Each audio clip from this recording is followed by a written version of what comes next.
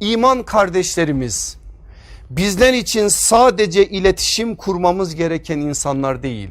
Tanışalım, Müslümandır, selamlaşalım.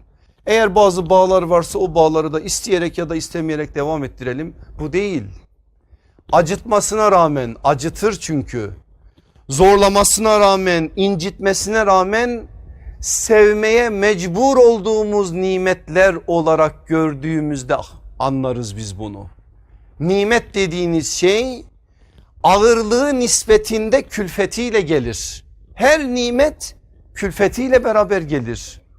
Eğer kardeşlik dediğiniz şey nimetse ve bu çok çok önemli bir şeyse, imanımızın bize yüklediği bir sorumluluksa, Allah müminler sadece ve sadece kardeş olabilirler, olmalılar diyorsa, böyle bir yükümlülük o nimetle beraber bize ağır bir külfetini de getirir.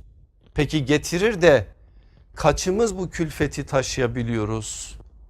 Müslümanlarla gerçekten aramızda sevgi bağı şu anda ne düzeyde? Gördüğümüz zaman içimizin ürperdiği, içimizin sevindiği etrafımızda kaç tane insan var? Aman gözükmeyeyim, aman ne o beni görsün ne ben onu göreyim dediğimiz insanların sayısı mı fazla? Yoksa suya ekmeğe acıkır gibi acıktığımız dostlarımız mı var etrafımızda?